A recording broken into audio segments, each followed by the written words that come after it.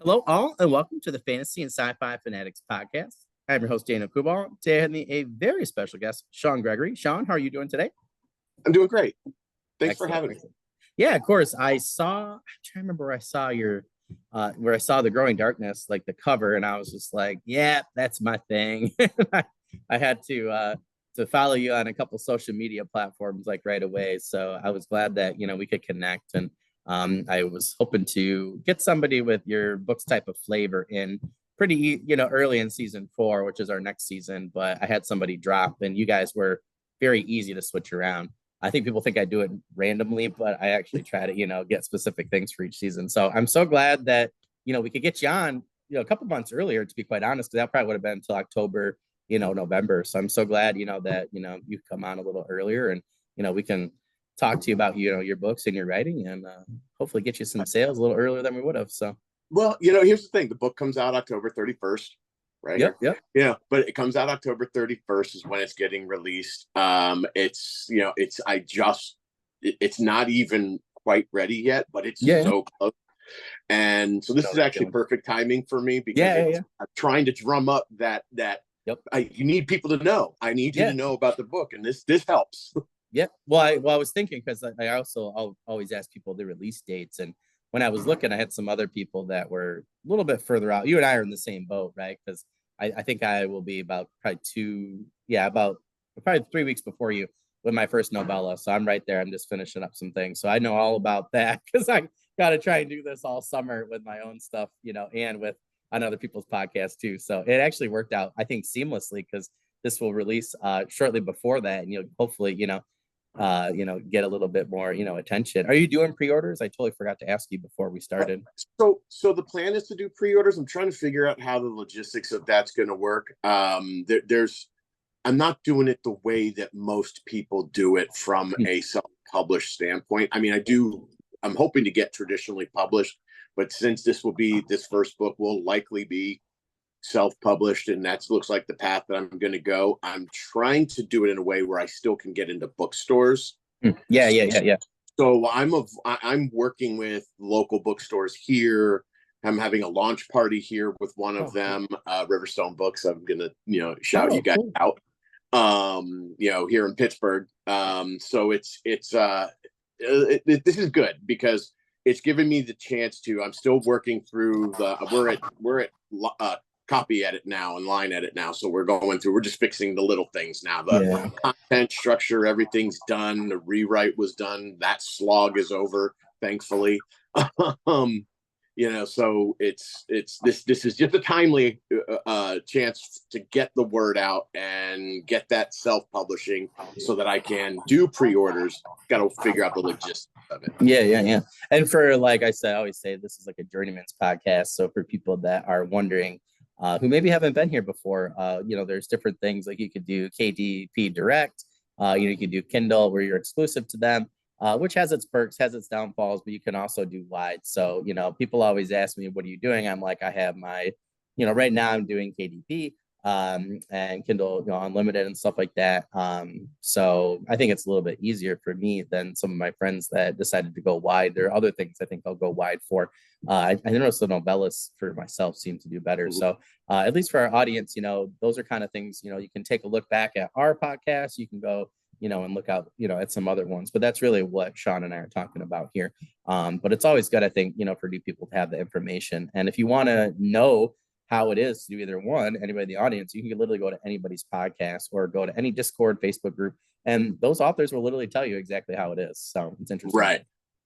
Yeah. It's nice, like, there's so many things you can do. So I'll be honest with you, if people go to my website and they'll find that I have a blog on there as well. And I'm actually, weekly putting updates and tidbits and little things. I'm really kind of recording this journey for hopefully so that future people or anybody who's going through it now can come alongside and go, oh, wow, I'm going through the same thing. And this is how he's handling it. Or, oh, you're running into this here. Let me come alongside you. Let's trade ideas. Help. Because it's a different landscape now. We've all seen it. Anybody who's spent even, I've been doing this now for less than a year. And anybody who's been walking this landscape is finding out how different it is from what it was 20 years ago. And Yeah. print on demand has changed everything, Yep. between, Ingram Sparks and KDP and, even BNN and their services. And you're sitting here and you're going, okay, traditional publishing is still a big thing. And I subscribe to Publishers Marketplace. So every week I'm seeing all the deals that are getting done. Yeah. But at the same time, I have a lot of authors that I read who I enjoy that, are only published on Amazon and Yeah. through KDP and having very successful careers at it. So it just depends on what you're looking for, which path is right for you. But there are so many paths to take now. Yeah, and that's the thing is like it's kind of crazy. Like it almost reminds me of like when you switched from Oblivion, right, Morrowind to Oblivion, which were pretty similar interfaces for leveling up your character, but then they switched to Skyrim, which was totally different. And I was just talking to on a podcast a while back, Adam Outerbridge. Everybody check out Adam's podcast. We did an episode together, awesome. But him and I talked about the how gaming has changed. But it's so funny because so many people, even authors I've talked to, have referenced that change in the gameplay and the interface where it completely changed the game. And I think that's like even like 12 years ago, right? It was like the money well, if you will, and people struck oil and stuff. People like Lindsay Roker for Amazon and KDP, but it's interesting because I do think now there are a lot of different options. I think you have to play around with them a little bit. But I do agree with there's so many different paths. Like I actually want to do hybrid. I want to do some things that I will allow other people to take for me, and they're just cool stories. But I have other characters and worlds that I don't want. It's like my Star Wars, right? I don't want anybody touching them but me, good or bad, So, but it's cool to be able to do that. And maybe some things I put, in KDP, and then there's other things that I, do wide, but, and then maybe there's others. If I get somebody down the road, I'm going to send some stuff. So I do agree with it. It's just so cool that you can have varying projects, and, just do so many different things with, even if you're in, different series, even, it's kind of crazy to think about, but yeah, it's pretty cool. And the Growing Darkness is definitely one that I would like to see. If I could get it traditionally published, I would. But the other part of that is that the traditional publishing route does take a long time. Yeah, if I put a query letter out there, I'm putting query letters out there right now, and if I put them out there and I actually do get a hit, and let's say I do pick up an agent, and then they do get me in front of a publisher, and a publisher gives me the elusive major deal or any sort of deal. It's instead of having this book out in October of 2024, it's going to be out October of next year if I'm lucky, right? Because everything probably not changes. even. I was talking to some people recently, a lot of traditional authors. You're probably looking at 2.5 years as a quick turnaround. So yeah, it's definitely true. This book this book stems from something deeply personal, and because of that, I feel an urgency to get it out there, and therefore this route of self-publishing seems to be the right path for the Growing Darkness. But I would like to see it on bookshelves rather than online. Yeah. So my hope is that I can get it into bookshelves, and if I do offer it online, find a path that allows the local bookstores to not be outmanned and outgunned. Yeah. Because that's the key. I'm a big fan of local business, so I kind of want to do this the grassroots style. Yeah. Well, that's like my local indie. Like they can order stuff from Amazon, but in order to make any sort of profit on a paperback, they got to charge you an extra $10. So I'm trying to work it out where I'll be honest, even if I gotta do like 50 author copies for $2.30 a piece to $3, I might just do that. And then, if they want to if they can't even do whatever, I might just be like, I get my own, local author shelf or part of the shelf, and throw 10 on each time. Like I'm not even really worried about making a profit on them. I just want people to have them, and if it's easier for me to donate some author copies, and then if they want to put them at the the paperback price or hardcover, I'm like, I don't care. So it's just kind of cool I agree with it. It's cool to help those kind of people that help you out and stuff. But well, we're gonna get into that first question for you, Sean. What has your writing journey been like up until this point? Scary. That's a great way to put it. Terrifying.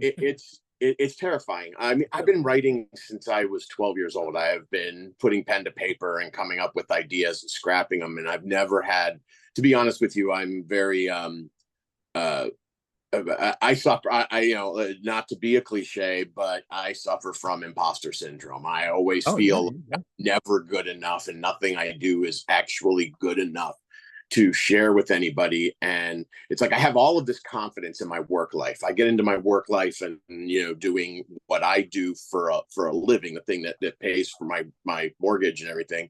I'm very good at it, and I really enjoy it, and it's easy for me. It is Yeah. genuinely. I don't suffer from imposter syndrome in that environment. In fact, I might suffer from a little overconfidence, but the but in this, in art in general, and I've painted my whole life, done woodworking my whole life.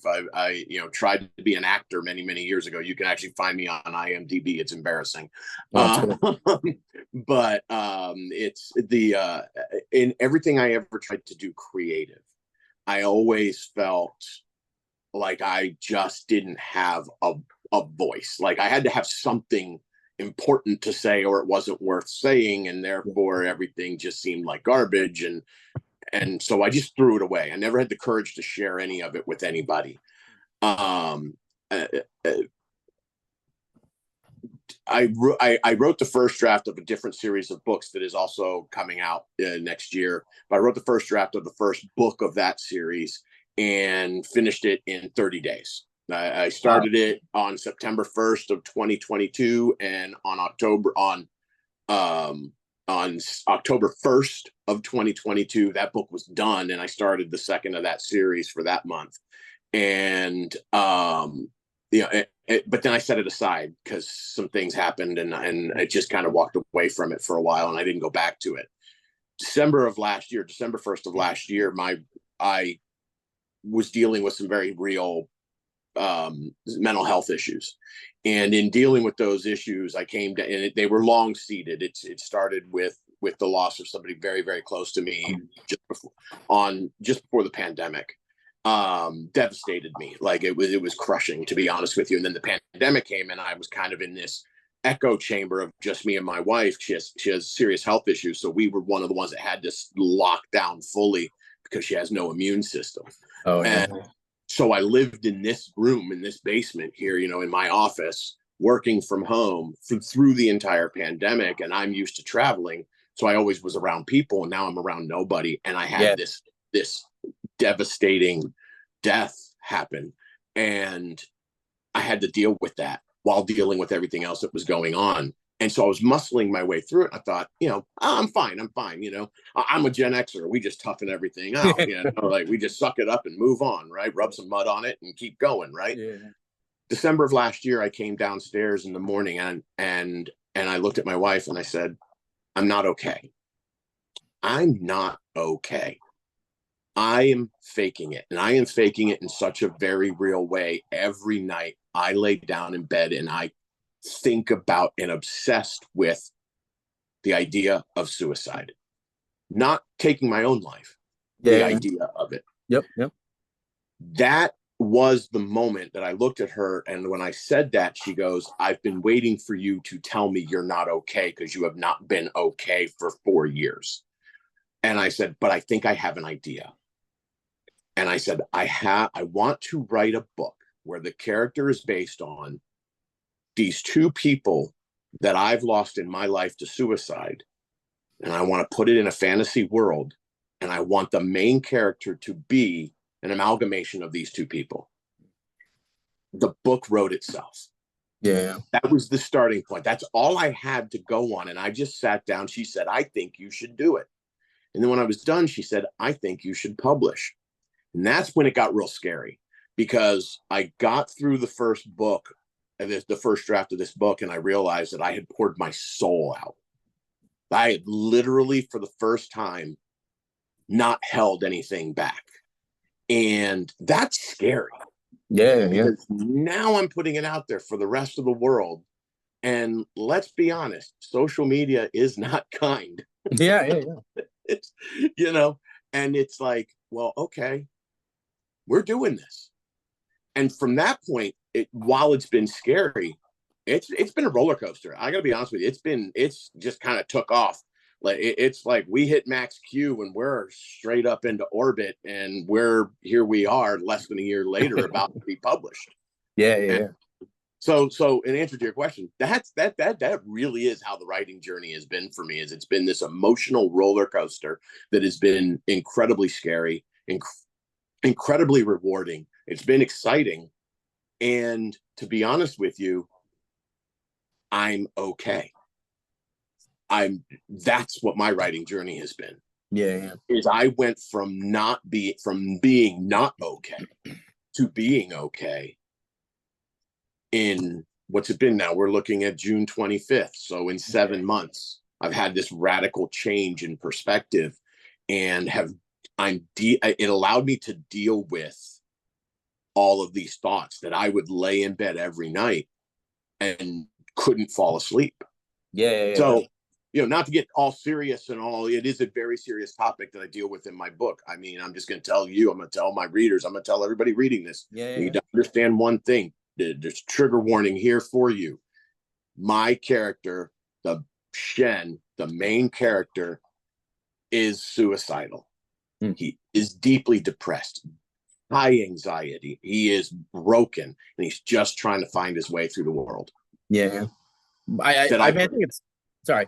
I was gonna say I think it's good to give people trigger warnings. But I also think it's good to have characters like that because I just think that well, first of all, when you don't, people like you and myself, right, would go through thinking that nobody understands me.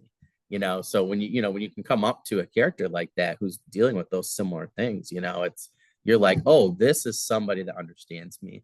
And there's been so many times where I've read characters, different parts of my life, no matter what I was going through, and I felt like I was blessed because I was able to, read multiple genres and find somebody that was going through something similar to what I was, or feeling or whatever, or had similar motivations or picked themselves up from just the pure garbage, that happened to them. And somehow Spider-Man, I think, was one that for me was always like, just incredible with the amount of stuff that, he had on his shoulders. And I think that's why people relate to Spider-Man so much, if that makes sense, and losing a loved one, and feeling somewhat responsible. And, I think there's those common themes. So I liken it to the same thing as that, because I think that you're providing a character, and a story that allows people to, to see that, oh yeah, I am okay. And I think as a writer too, I think as a reader, it's important. I think as a writer, it's important too, to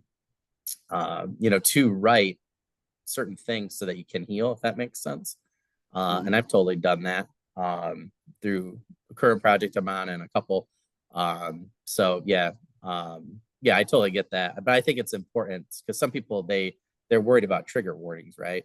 That new book, I can't remember if it's R.F. Kwan or who it was, but Babel, like there are multiple trigger warnings on that. But that had to be one of the best books that some of my reviewer friends have read, and they said they're like, there are some hard situations in that book, but they were glad that the author, had written them because there, could be multiple people that have been, going through that, and to be able to, to see that, and that it's okay, that you're going through those things. I think it just adds a whole different level to, to the writing the world, and, it makes your characters what they are, which is real, right? Because you're writing off real.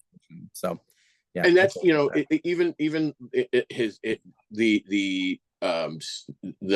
supporting cast that is within his friends, his circle of his small sphere of influence are based on, when you look at what I am, which is called a lost survivor, right? And I'm a lost survivor twice, not just once, but twice too. And these two people that I lost were, as close to me in relationship as they could be without actually being my mom, without being my actual son. But one was my mother's sister, who was my best friend my entire life. And the other was my son and daughter's best friend, who became a part of my family and a son to me, and eventually became one of my closest friends. We did everything together. He was actually my go-to guy. If you said, who are you going to call in the zombie apocalypse? He was always like, well, I'm calling Sean. And I was like, I'm calling Nate. The two of us are going to be side by side when that happens, kind of thing. he was the guy that I, that I hung out with, that, we played video games together. We, went fishing together. We went shooting together. We went paintballing together. We sat and drank beers together, and then one day he's not there. And Yeah. these two people, but then those of us who are left behind, these lost survivors, the Shen's friends, Tamron, Jesmir in this book, they are everybody else in my life. They're me. They're my mom. They're my son, my daughter. They're, my grandpa who lost a daughter before he died. Right? It's the lost survivors, because we all also have a story that needs told. And in mental health, in the real world, when somebody is struggling with mental health issues, it's not just them that's impacted. And my goal, and the reason that this is so important, and the reason why I feel so strongly about getting this book out quickly, is that my goal is for everybody to understand they're not alone, no matter which side of the mental health you fall Yep. on. Yep. And to provide some insight. I was so close to my Aunt Bobby and to Nate. I was so close to them that we talked all the time, like daily. And sometimes we got into the darker part of those discussions. I was very painfully aware of where they were mentally. Yeah. More so than a lot of other people, because we talked about those issues on a regular basis. I spent many a night on the phone with each of them in the midst of a crisis. Yeah. And so I always had this feeling that I was going to lose them. And then when I did, I had this intense amount of guilt that I had failed them. Yeah. Yep. And I'm not the only one that feels that. Lost survivors across the world feel that way. And so I have these characters in the book for those people, and I have the characters for those that are suffering. And the Growing Darkness specifically is told from Shen's perspective. You spend the entire book inside his head. You are going through the events real time with Shen. The whole book is told in present tense, which was hard to do. Incredibly difficult to do, and it's incredibly difficult to separate what is journal entry thoughts versus live thoughts in the action. And so I had to come up with a creative way of putting the book together to do that. Oh, that's interesting. I like how you like took the the other like both perspectives, because as someone who unfortunately has had similar issues, people in my own life, unfortunately students I've had, very unfortunately, I've had other, like, I've been in public education now for 17 years. I'm about to be 37, so unfortunately I've had just random accidents and stuff happen too.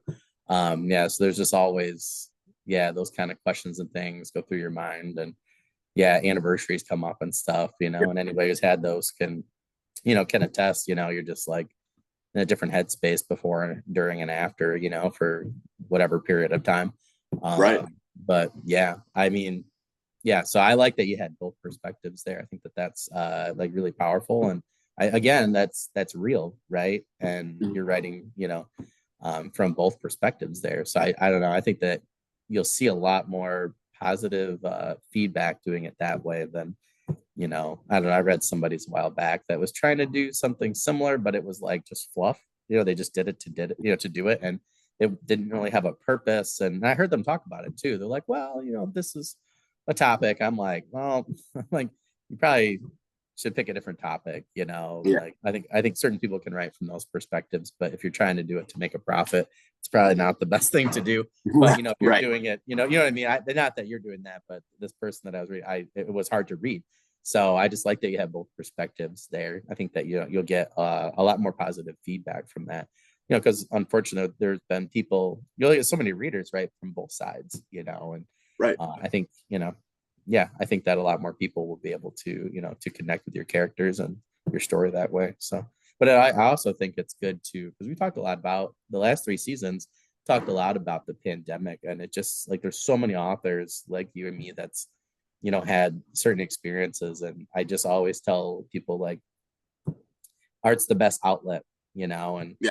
I don't know where I'd be without writing at this point with my own mental health, if that makes sense. So I'm Hmm. glad I listen to I people that, I don't know. I honestly don't know where I'd be if I hadn't have done it. And I'm so blessed. I'm so lucky to have the spouse that I have, this partner who encourages this creative outlet and went, yeah, not only should you do it, but go for it. Like, you know, don't don't don't do it, half-assed, yeah, really hit it, yeah, and so I went for it. And I got to be honest with you, I'm in love with this character. I had moments when I was writing the book where I was in tears. I had moments where I was laughing. My beta readers, the first draft of it was utterly atrocious. The first mm, 100 pages were unreadable. Some of them slogged their way through it and went, "Oh my God!" After the first 100 pages, I couldn't put it down. And so part of the structural rewrite that we went through was completely obliterating those first 100 pages, changing the yeah, yeah, structure. And now everybody that's reading it is like, "Oh my God, this is so much fun to read." They're like, he's snarky, he's funny, he's all of these things, and while deeply troubled. I mean, the reality is, Shen is a vigilante. He is an anti-hero. He is, Venom to Spider-Man. It's like, he's a good guy, but he has absolutely no problem with using violence to make things to solve the troubles that he falls into. He has to deal with, there's magic in the world. He has to deal with deities. He has to, there's monsters in the world. So it is an adventure book. It is a fantasy book, and everything that comes with that. Walking through that, uh, you know, that world that has been created, that is completely, there for him, that he's been buried in his whole life. Um, the but yeah, so the first book, in all honesty, The Growing Darkness is from his perspective.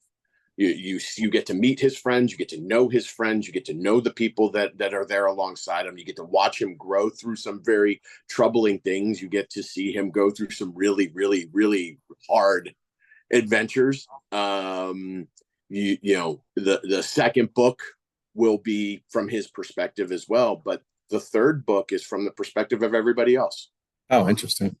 So the third book, it is from everyone else's perspective, how they view him, how they see him, and a different stage of the adventure that they are all on, the Mm, solving a problem that I've created in this world.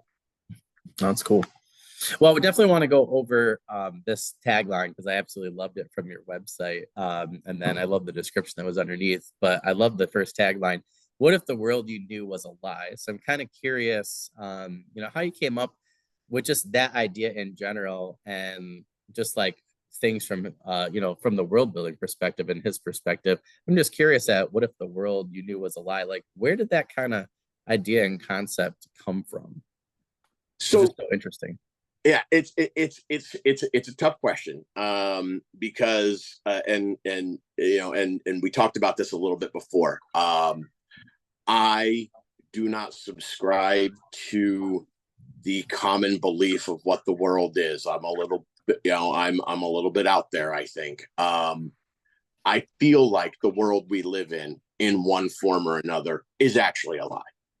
I think that, as we both live in the United States. We're American authors, and we're American citizens, and being here, as a born and raised American, the idea of what America is and what I'm seeing now, as time moves on, the reality of it.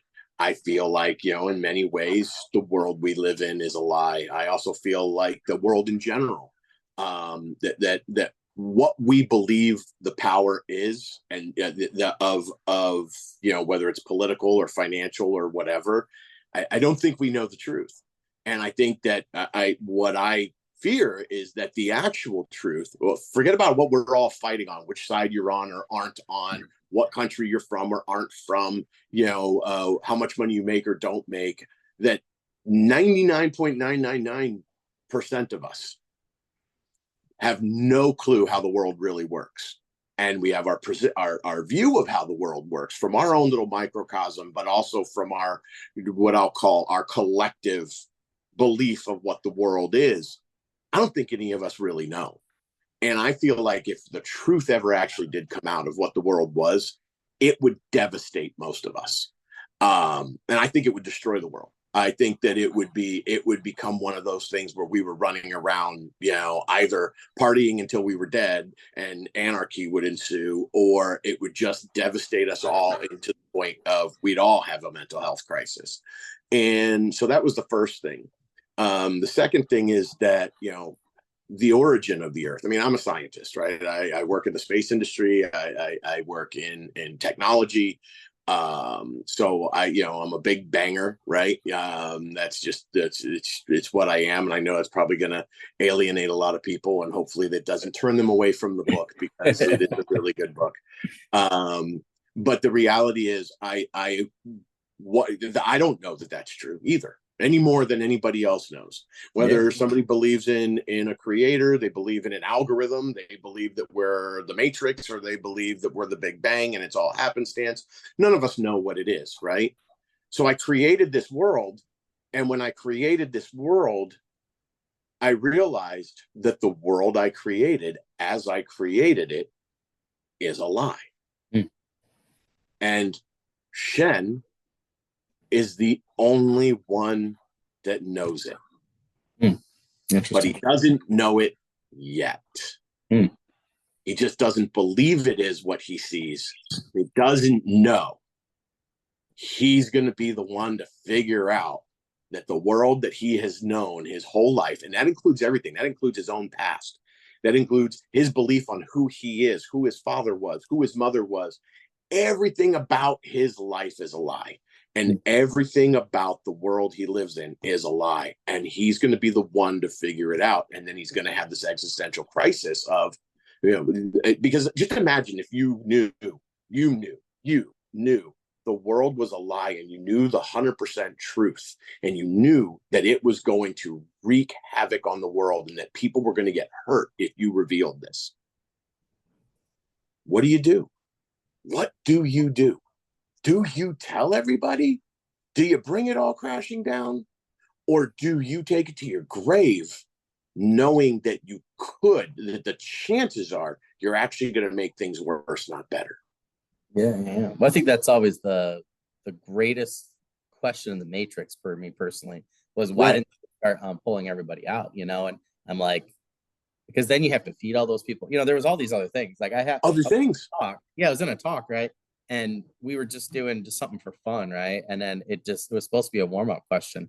And the next thing I knew, at this little mini writing thing that teachers did near me, it just turned into like a 2 hour. I mean, it was just nuts, the things that came from it, right? So I totally get that. It was like absolutely like it was like there's a guy on TikTok that shared a story that it's like the lamp or something. And I think about this all the time, right? Where I love my son so much, I love my wife so much. Well, this guy ended up falling in real life, right? Or whatever in the story, and ended up like going about his life, right? And then lives 15 years, right? Wife, kids, everything. And then one day falls again, and then like looking at this lamp, and then for whatever reason, like got in trance, fell again, and then woke up in our world or real life or whatever. And he was so depressed after that because he somehow found out that he was just like daydreaming essentially his entire 15-year life. And I just think about that because I'm like, what if my life right now was not real, right? What if I woke up and it turned out I was in a coma or something, Like I love my life so much. I would want to get back to it. And I don't know, that just the TikTok story, whether or not it's real, whatever, but it was such a fascinating story. And it brought a lot of things. So I've thought about that from like an existential standpoint as a writer. Like, holy moly, like what if that ever happened to me? You know, like what if I found this out? I would want to be with my wife and my kid, you know. And so it's like this poor guy was like so depressed, right? Which I totally get. Like if I woke up and this was not my life, you know, I mean, it would be absolutely devastating. So I totally get that. But that's why I thought of that story, and I thought that's such a cool concept. So I think Yeah. that's really, really neat from a Yeah, just a and cool writing I deal style. with I deal a little bit in the book with memory as well. My stepmother, she's been my stepmom since she was 10 years old. One of the most brilliant people I've ever met in my life. She's uber smart, right?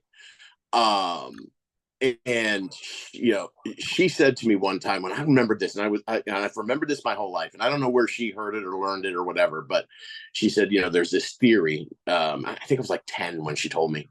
Um, there's this theory on memory that you don't remember anything.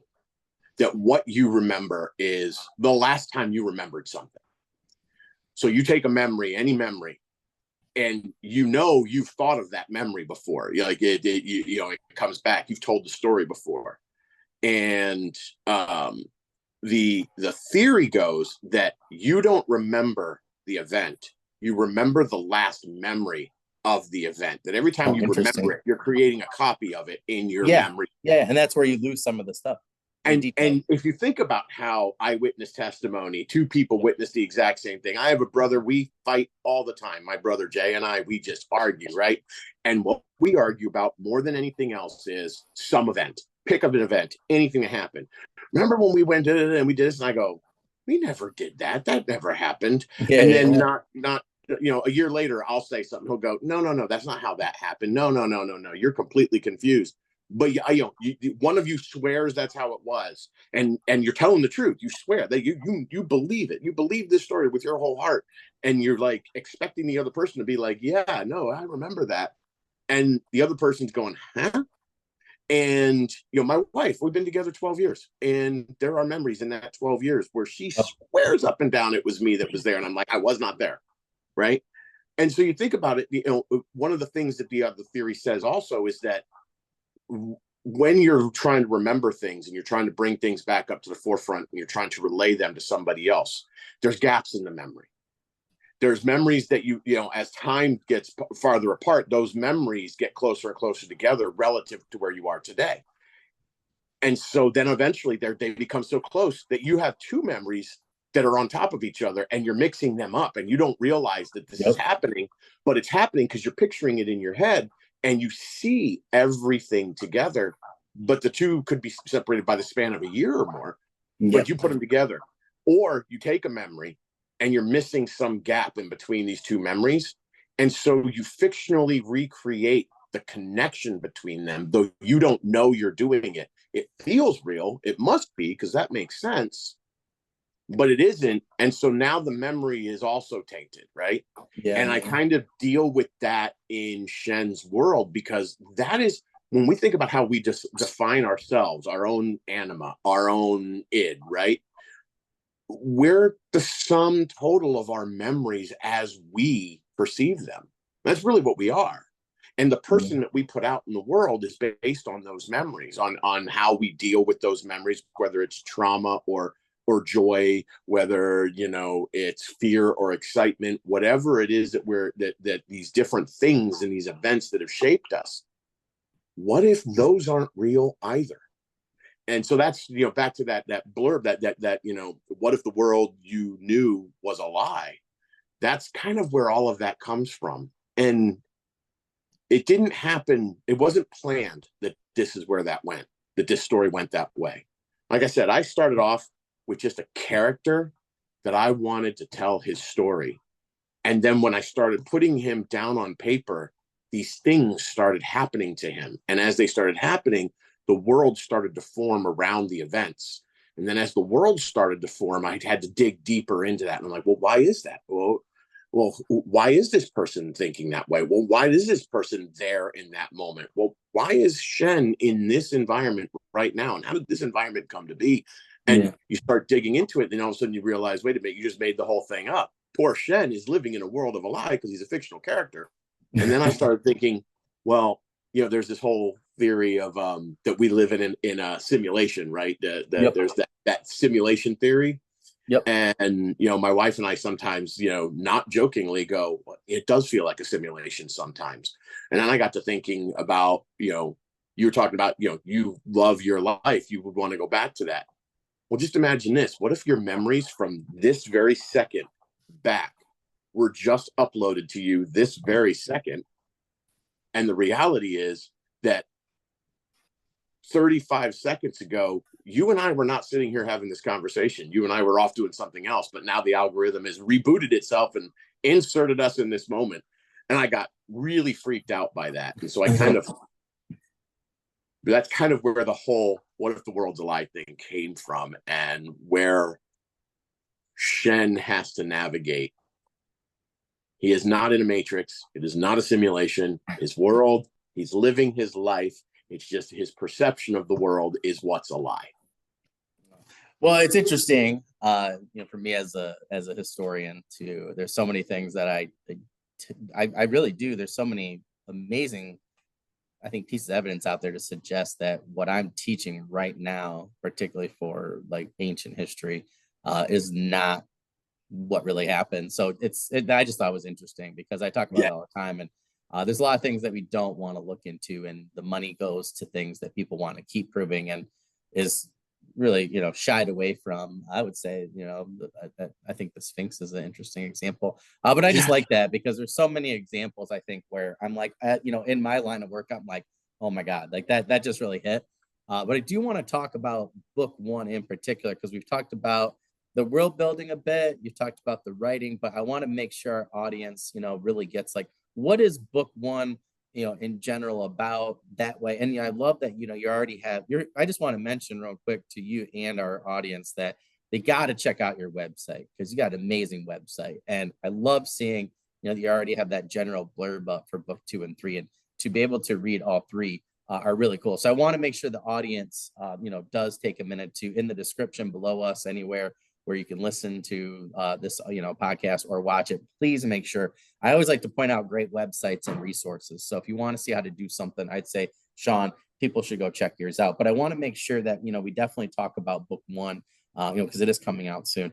So what is book one about? If you want to throw us your version of the blurb or read it, whatever you want to do. I just want to make sure we have that time because I think this is like a perfect segue since we talked about that tagline. But I do want writers to go and check out the top page of your web page there for the Growing Darkness, and to check out that tagline and then those other paragraphs before book one, because that is how you draw in a reader. But anyways, I appreciate. Thank you. That was awesome. It was excellent. Makes me feel real good because it's a lot of work went into the website. I'm doing it all myself for the record, man. So I'm not a web designer. So all you web designers out there, feel free to come make suggestions. Excellent.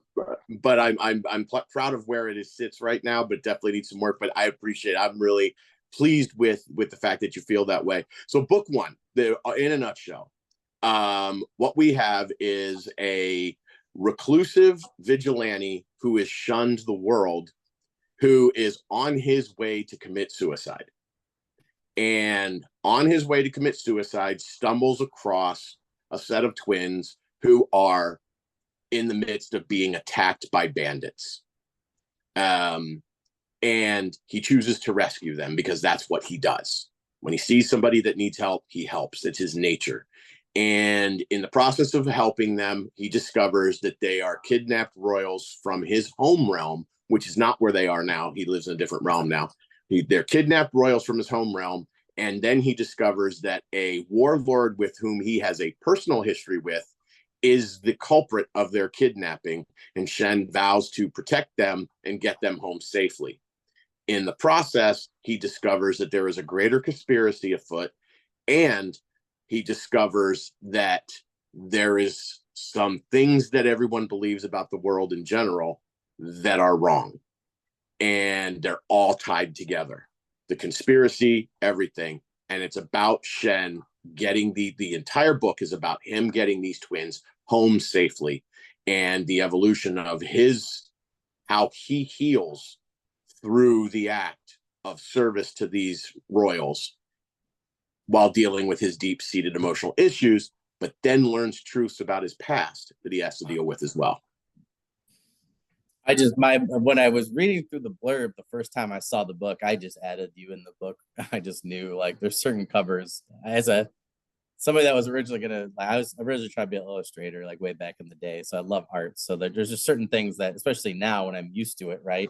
There's just certain things that speak to me, particularly for the cover, but it could be the blurb too. But when I have a cover that I love and then I get the blurb like that, I just thought, okay, this is definitely a book for me. There's just so many cool things. I think there's so many cool 80s tropes in there, you know, in terms of the story that and stuff like such cool classic fantasy type things that you set up. But then to have a mystery like that you set up for us that's going to be so integral to making the world and story and character, in particular Shen, unique was just I thought it was excellently done and brought together. And you know, blurbs are so hard, you know, for that purpose. As someone that's had to rewrite his blurb 18 million times for a 25K novella, I get it. I mean, but I thought it just sounded so interesting, you know, because it felt very classic and then it felt, you know, completely different with how you wrote the blurb. So I personally, when you were talking earlier, I personally think, you know, you're going to do really well on, you know, on Kindle in particular, particularly with the cover in your blurb and the story. But that's just my take. What do I know, right? I don't talk to anybody or know anybody, but I just thought it was really, really cool. But I like also too how, like I said, even just the general gist of book 2 and 3 up there, and I just really liked how it like really flowed together. I felt like, but it was just really neat to kind of have already a kind of a sense that you know where you're going to be, you know, for book 2 and 3. So I thought that was really, really cool. But yeah, it was. It's you know, at the end of the day, there's an end game, right? There's an end that I'm working towards, and the book is designed to reach that end. And the trilogy is designed to strike all of the goals that I originally set out with writing this. You know, it goes all the way back to when we first started talking. So, you know, having that roadmap made writing the first book so much easier. Revising it, I should say, easier because I was revision with intent, right? It wasn't just revising to make better. It was revision with the intent of ensuring that everything made sense as it happens in future books. Yeah. And that as the reader moves through this adventure with Shen and these characters come alongside him along the way and this little band of adventurers forms, that everything that happens makes sense. It's going to surprise them, hopefully. Hopefully I didn't do it in a way that they see everything coming, because that would really bum me out. But you know, it's got turns, it's got twists, but they make sense. And having that roadmap of all 3 books made that a lot easier to do. Yeah. Well, I liked how, you know, and like I said, I don't want to give anything away, but if the audience, you know, takes a look, you know, at your website and sees, you know, how you know, kind of roadmapped it out for us. I mean, it wasn't a very, neither blurb for, you know, your other 2 books there are that long, but man, you got to add some great stuff in there that really gets me thinking, oh, you know, I really got to read book 1, because the first line of you know, of book 2 here, of just, you know, that little blurb you have there already, like really got me like, oh, those are some tropes that I love. I'm like, I'm already in, haven't even read book 1 yet. So I just thought from an advertising standpoint that was well done. I'm just curious for like how you came up with this concept of Shen having to be nomadic and trying to spare his loved ones, and fearing that he's like a burden to them. And then like, why did you kind of decide to go with this type of characterization for this lead hero? Like I said, he is an amalgamation of 2 people. And actually, let's be really honest and deeper honesty in this. He's an amalgamation of 3 people: Nate, Aunt Bobby, me, myself. There's a little bit of each of us, of the 3 of us within Shen as I was writing him, because it was impossible to keep me out of him. I tried, but I couldn't. But the concept of the physical nomadic nature of Shen is a metaphorical reference to the nomadic nature of people with mental health issues. I think that I live in my head all the time, and I if I suffer from mental health issues, they're undiagnosed. So I'm just going to say I don't really suffer from them. I suffer from pockets and moments of despair, or where life events bring me down. Right, the loss of Nate, the loss of Aunt Bobby, those were definitely life events that took me down for a while. But all in all, I'm a genuinely kind of easygoing, lighthearted. I think a person. I enjoy life. I enjoy people. I'm a people person. I just love talking with people. It's so, but I have moments where I'm stuck up in here, Mm. and that feels a little nomadic, right? Like I'm not, and I know that people with who suffer from mental health, especially anxiety. My wife, has small amounts of anxiety, nothing that cripples her from living life, but she has her moments. She has a battery, and when the battery's Yeah. depleted, Yeah. she Yeah. has to charge by going and being off on her own. Yeah. And that's kind of nomadic if you think about it, right? No, it's fair. Yeah. I never thought of it. It's totally true. And while it's not the true sense, where you just kind of wander without a home, Yeah. but you do kind of wander, you know? And so I thought, he mentally isolates himself from everybody already. It's not a far stretch for him to isolate himself physically. Yeah.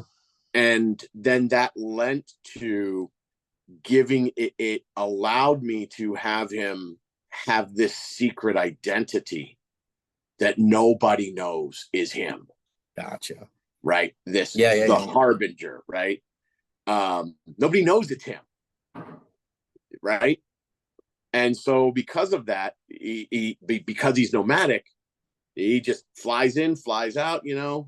It's everybody goes, who was that? Oh, that was the harbinger. Who is this harbinger? Oh, Oh, that's don't cool. know. Kind of old superhero trope, really, right? If you think Yeah. about Batman. Yeah.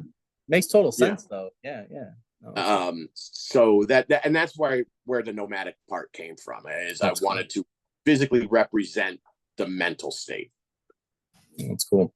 No, I just like that. It's like a fantasy version of that old TNT show, the Pretender, the guy that could like do anything. I just like that. I always have this guy, this one character. People always ask me, what superpower would you want? And I was always like younger. I was like, oh, this. Now as an adult, I'm like, I'd want the power to heal people. But then I thought, what if somebody could do that? And I'm like, they would probably be working in a children's hospital or a hospital. Then I'm thinking they probably have some issues because they would probably feel so guilty and probably wouldn't have a lot of time, right? Because if you could do that, you'd want to heal as many people as possible. Well, then people would start to notice, right? So all these things started to come in, and I'm like, oh man. So when you said nomadic, like that character for me with Shen, I kind of felt like they had some similarities. So I thought that was really cool. So that's really, really neat. In terms of Shen, in terms of skills, powers, whatever you want to say, what does he bring to the table as the Harbinger? So this is and I know you asked this question earlier too, and I gave you a very, very brief answer. And to everybody that's watching, there's a reason I can't go into much detail without actually spoiling. So here's the only thing I can tell you, because you find this out very quickly. Shen is very, very, very, very, very, very fast. Gotcha. Okay. I like that answer. Can't explain. I like surprises, but yes. Yeah. Okay. I like surprises, so I like that. Yeah. It's always a hard one because you're trying to ask, but I thought you answered that really well. So it's the people going as well. The how and why matter, and and that's I'm gonna stop talking on that. Yeah. No, I think that's perfect.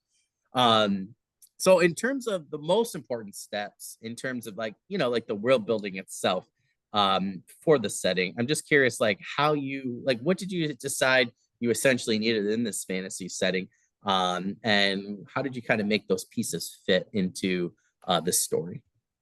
So the first thing I decided I needed monsters. That's fair. I did not want to have the usual. There are no dwarves, elves, like all of the fantasy tropes that those of us who grew up on the Tolkien, type style of fantasy, and I wanted none of that. I wanted There's a lot no. of that, to be fair. Like, guys can get Yeah, it somewhere else. That's what I would they can say. get it somewhere else, right? I wanted this. I will tell you right now, Brandon Sanderson is one of my biggest influences. What that guy has done for the genre in general is utterly astounding, and I don't think it can be matched. His world building craft is he's mastered it. Yep. So but so like, and I mentioned her earlier, N.K. Jemisin. When you read her books and you see these worlds that she creates, and how she pulls from the real world and then turns it into something, we don't have to follow the tropes anymore. Yeah, It's been such totally. groundbreaking work. And so when I was building this world, the first thing I came up with um, was what is he going to what is Shen and his band of adventurers, what are they going to encounter? Well, that wasn't easy to come up with. So when I just didn't just kind of blindly come up with something. I had to figure out how the world came to be. Mm. How the origin story of this world as it sits today. It'd be like just and take our reader and drop them right into right now here in 2024 with no idea that there is 50,000 years or 10 whatever year, however many years there are of human existence. This world came into being that as it is today, and it's more than just a creative being or Big Bang or an algorithm. The world itself, how you got to sitting in that chair, how I'm sitting here, that whole thing, there's a story, right? But came up with that origin story. And in that origin story, I ended up creating the pantheon of gods that are this world. And Oh, from cool. there, I created the relationships between those gods, which then allowed me to create how magic works in this world. Mm. And that then led to now I have a way to build creatures out of it that make the world a little more dangerous, Oh, because gotcha. my son is trying to write, he's writing a novel right now as well, and he's a Oh, big cool. time fantasy nerd like me. And every time we would discuss anything with with the building of this world, Mhm. he always, his first question to me was, how does that raise the stakes? How does that Oh, raise the stakes? that's a great question. And if it didn't raise the stakes, we threw it away.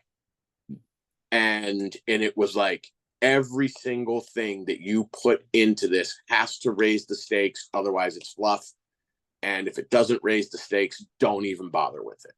Yeah. And so that's kind of how I built this world, is that in everything I brought into it, I then went, what's at stake by its existence? Yeah.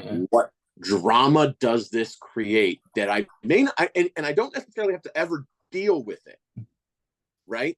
Yeah. Yeah. I'm Yeah. not necessarily going to bring every aspect of how this world came to be into any aspect of this story, but knowing it's there so that I can use it if needed, but also understanding how it influences these other things then makes the parts of the world that the reader is going to get to experience that much more real. Yeah. Yeah. Yeah.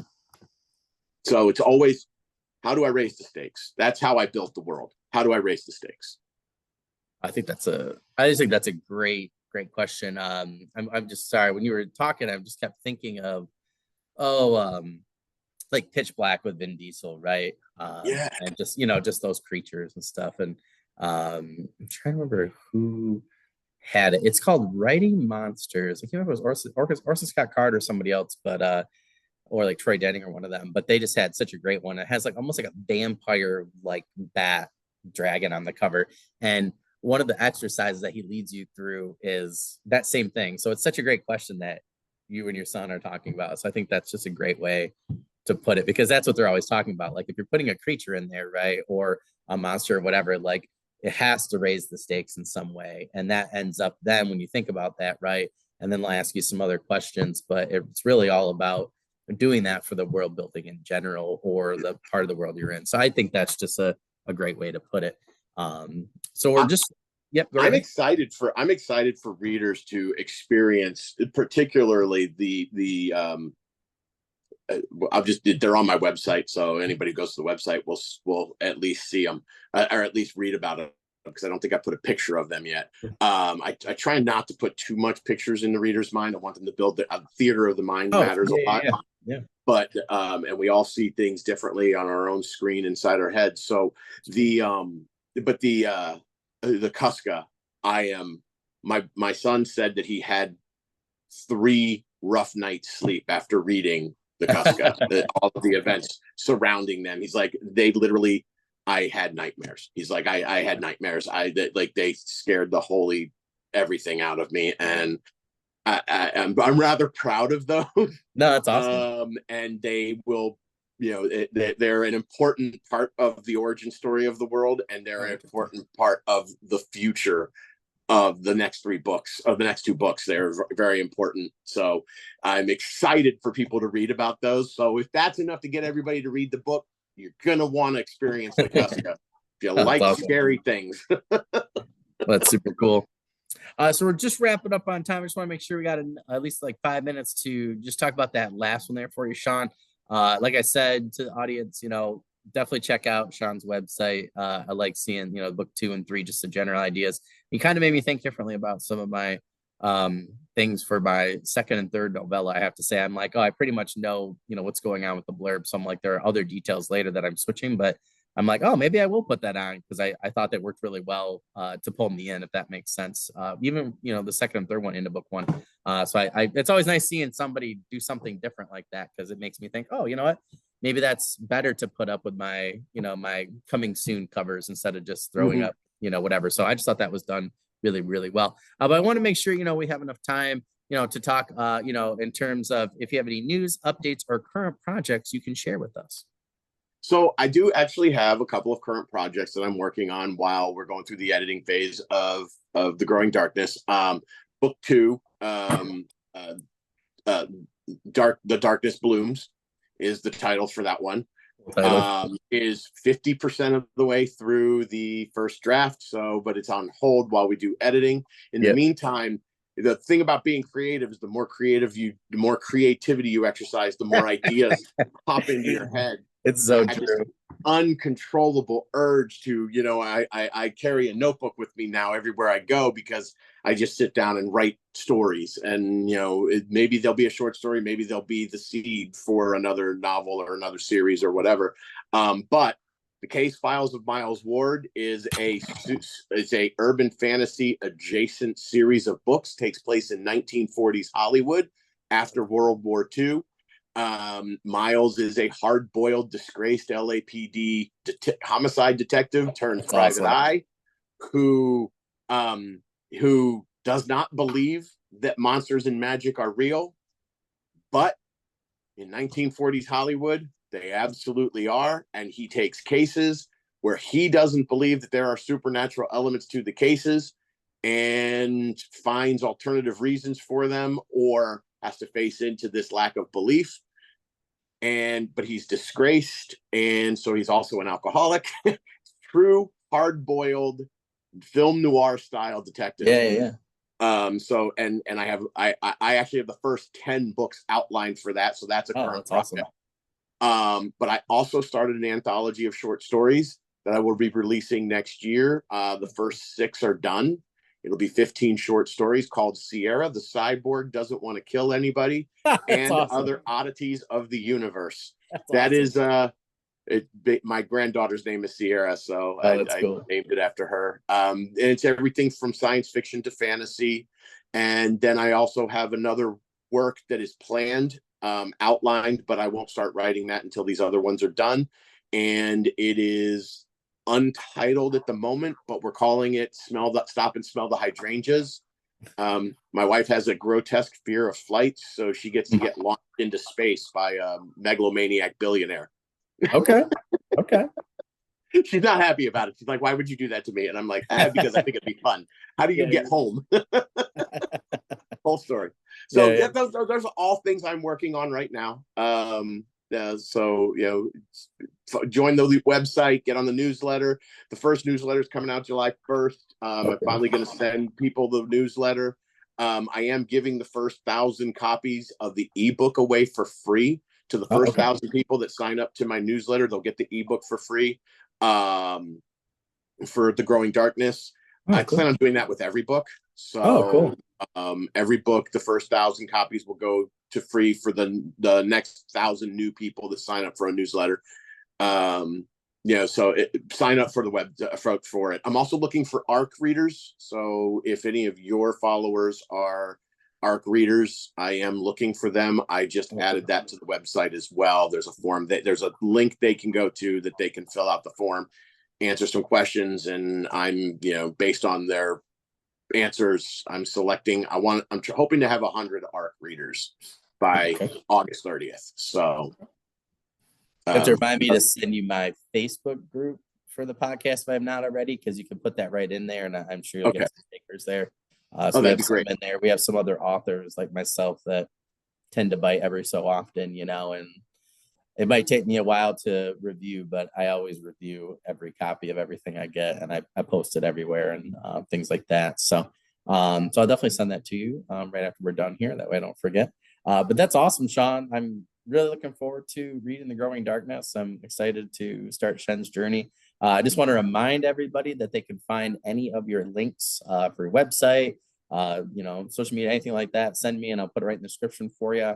So anybody that's new, that's where we put all of Sean's fun things.